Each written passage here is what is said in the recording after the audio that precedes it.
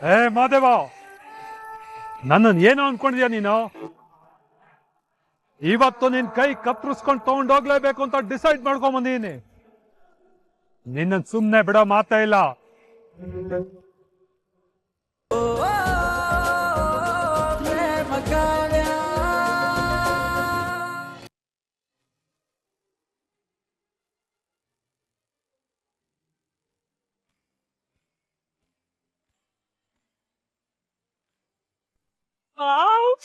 Forest enter ಆಗ್ತಾ ಇದೀವಿ.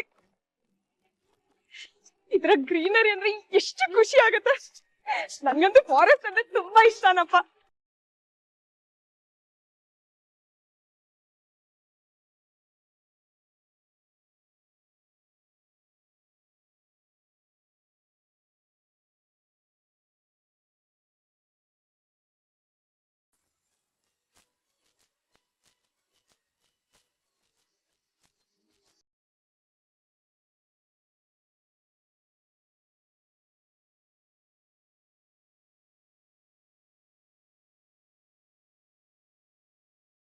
ಏನಾಯ್ತು?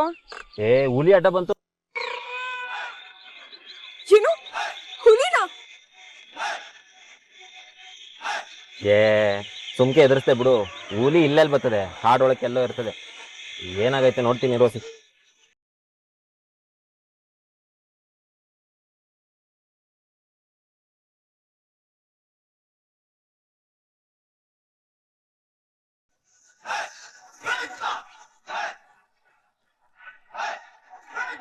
ವಾ ಕಾವ್ಯ, ನಮ್ ಕಾರ್ ಟೈರ್ ಪಂಚರ್ ಆಗೋಗದೆ.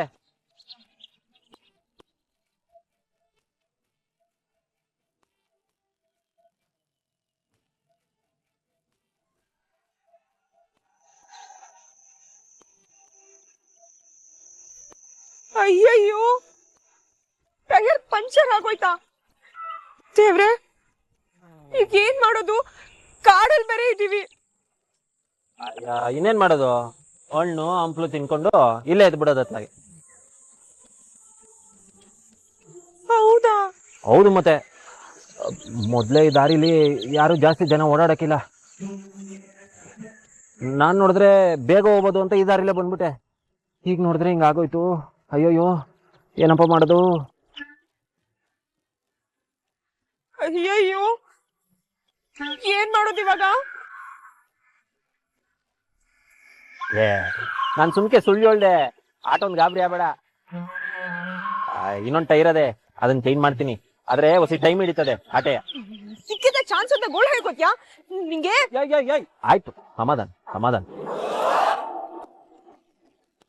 ಆದಷ್ಟು ಬೇಗ ಟೈರ್ ಚೇಂಜ್ ಮಾಡು. ನಾನಿಲ್ಲೇ ಕಾಡ್ ನೋಡ್ಕೊಂಡ್ ಬರ್ತೀನಿ. ಆಯ್ತಾಯ್ತು, ಹುಷಾರು. ಆಮೇಲೆ ನಿನ್ ನೋಡಿ ಕಾಡಲ್ಲಿರೋ ಪ್ರಾಣಿಗಳು ಎದುರ್ಕೊಂಡ್ಬಿಟ್ರೆ ಕಷ್ಟ. ಹೋಗ್ ಟೈರ್ ಚೇಂಜ್ ಮಾಡು. ಹುಷಾರಾಗಿ ಹೋಗ್ಬಾ. ಸರಿ.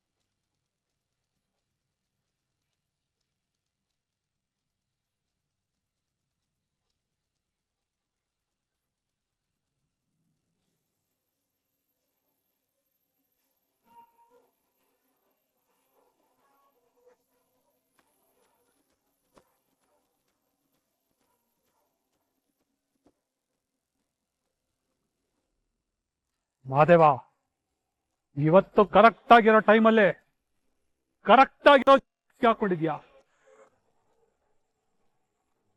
ನಿನ್ನನ್ ಮಾತ್ರ ಸುಮ್ನೆ ಬಿಡಲ್ಲ.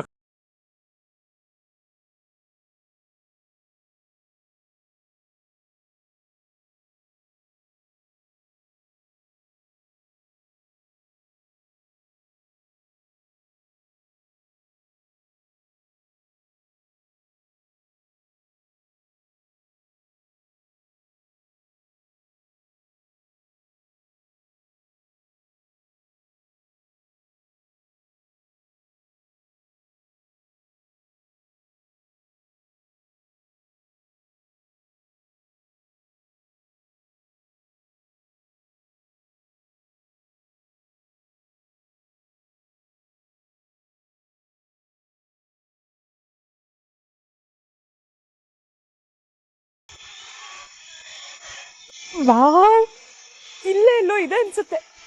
ನಿಧಾನಕ್ಕೆ ಹೋಗಿ ಹುಡುಕಿದ್ರೆ ಖಂಡಿತವಾಗ್ಲೂ ಕಾಣುತ್ತೆ.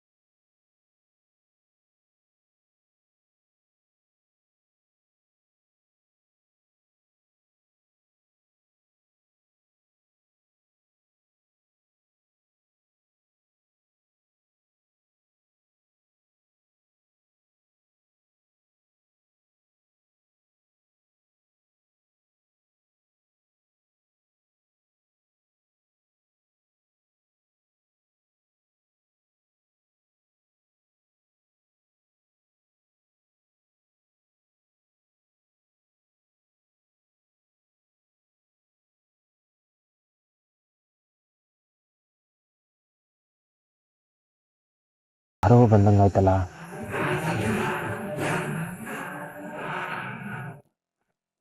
ಇಲ್ಲೇ ಯಾವುದೋ ಜಿಂಕೆ ಪಂಕೆ ಓಡಾಡ್ಕೊಂಡಿರ್ಬೇಕು. ನಾನು ಸುಮ್ಕೆ ಏನೇನು ಅನ್ಕೋತಾಗ.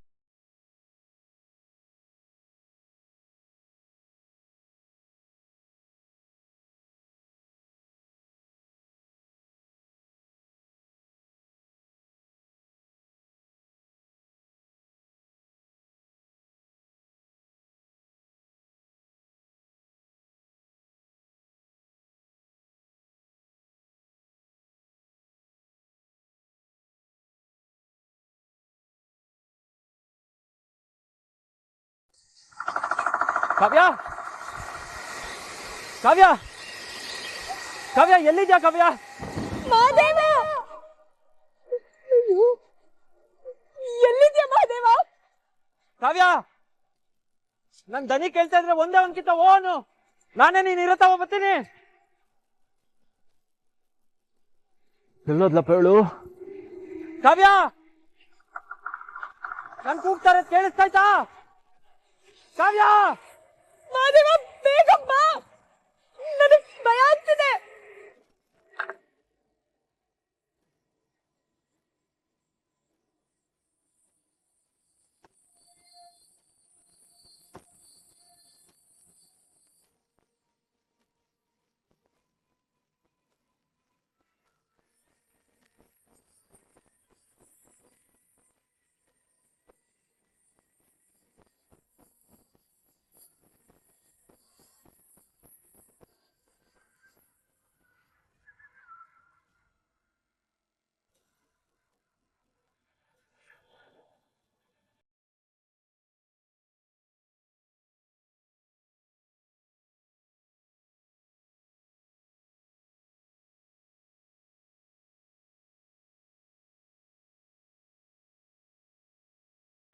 ಏ ಮಾದೇವ, ನನ್ನನ್ನು ಏನೋ ಅನ್ಕೊಂಡಿದ್ಯಾ ನೀನು?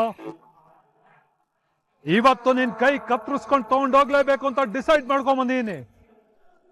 ನಿನ್ನ ಸುಮ್ನೆ ಬಿಡೋ ಮಾತೇ ಇಲ್ಲ.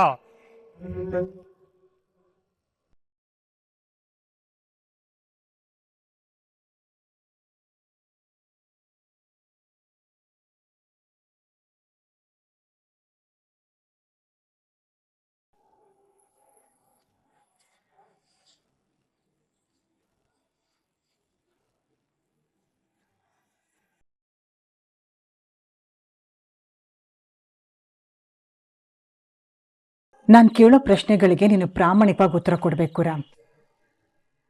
ಏನ್ ಪ್ರಶ್ನೆ ದೊಡ್ಡಮ್ಮ? ನಿಮ್ಮಮ್ಮ ನಿನ್ನ ಜೀವನದ ಬಗ್ಗೆ ಕೆಲವು ವಿಷಯಗಳನ್ನ ಹೇಳಿದ್ರು. ಅದು ನಿಜನೋ ಸುಳ್ಳೋ ಅಂತ ನನ್ಗೆ ಗೊತ್ತಾಗಬೇಕು. ನಾನು ಕೇಳೋ ಪ್ರಶ್ನೆಗಳಿಗೆ ನೀನು ನೇರವಾಗಿ ಉತ್ತರ ಕೊಡಬೇಕು. ಪ್ರೇಮ ನಿನಗೋಸ್ಕರ ಅಡುಗೆ ಮಾಡಿದ್ರೆ ನಿನ್ಗೇನಾದ್ರೂ ಅಭ್ಯಂತರ ಇದೆಯಾ?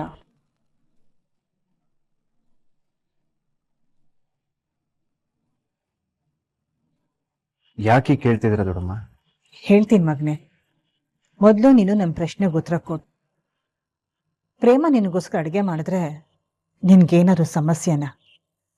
ನಿನಗಿಷ್ಟ ಇಲ್ವಾ? ಹಾಗೇನಿಲ್ಲ ದೊಡ್ಡಮ್ಮ.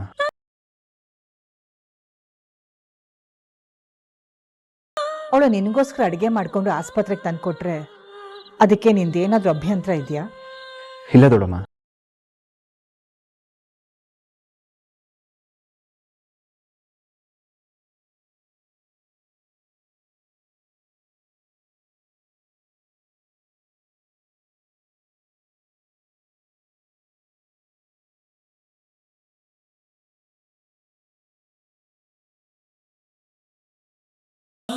ಕೇಳಿಸ್ಕೊಂಡೆ ಮಹೇಶ್ವರಿ, ರಾಮ್ಗೇನೆ ಪ್ರೇಮ ಅಡುಗೆ ಮಾಡಿ ಆಸ್ಪತ್ರೆಗೆ ತಗೊಂಡು ಹೋಗೋದ್ರಿಂದ ಏನೂ ಸಮಸ್ಯೆ ಇಲ್ಲ ಅಂದಮೇಲೆ ಬೇರೆ ಯಾರಿಗೂ ಸಮಸ್ಯೆ ಆಗಬಾರ್ದು.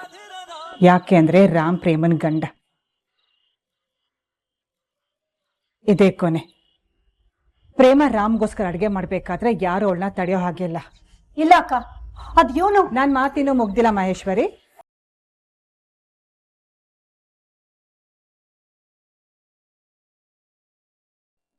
ಇನ್ನೊಂದ್ಸಲ ನಿನ್ ಬಾಯಿಂದ ಪ್ರೇಮ ರಾಮ್ಗೋಸ್ಕರ ಅಡುಗೆ ಮಾಡೋ ಹಾಗಿಲ್ಲ, ಪ್ರೇಮ ಅಡುಗೆ ಮನೇಲಿ ಕಾಲು ಇಡೋ ಹಾಗಿಲ್ಲ ಅಂತ ಏನಾದ್ರು ಬಂದ್ರೆ ನಾನ್ ಮಾತ್ರ ಸುಮ್ಮನೆ ಇರಲ್ಲ.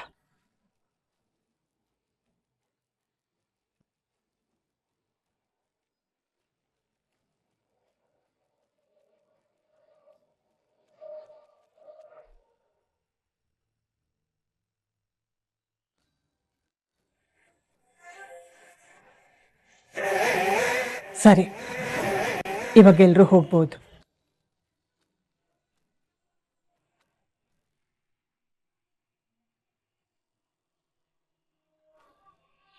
ರಾಮ್, ಒಂದ್ ನಿಮಿಷ.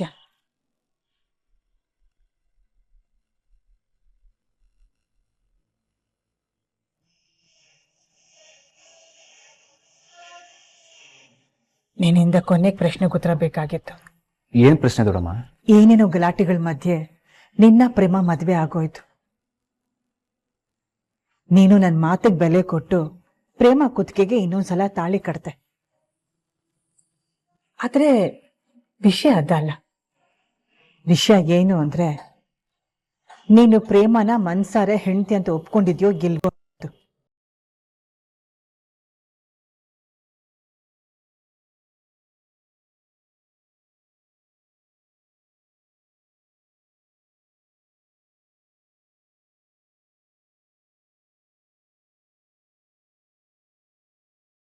ನಿಮ್ಮಮ್ಮ ಹೇಳ್ತಾ ಇದ್ಲು, ನಿನಗೆ ಪ್ರೇಮನ್ ಕಂಡ್ರೆ ಇಷ್ಟನೇ ಇಲ್ವಂತೆ. ಅವಳನ್ನ ಹೆಂಡತಿ ಅಂತ ಒಪ್ಕೊಂಡೇ ಇಲ್ವಂತೆ. ಹೇಳು, ನಿನ್ ಪ್ರೇಮನ ಮನ್ಸಾರೆ ಹೆಂಡತಿ ಅಂತ ಒಪ್ಕೊಂಡಿದ್ಯೋ ಇಲ್ವೋ?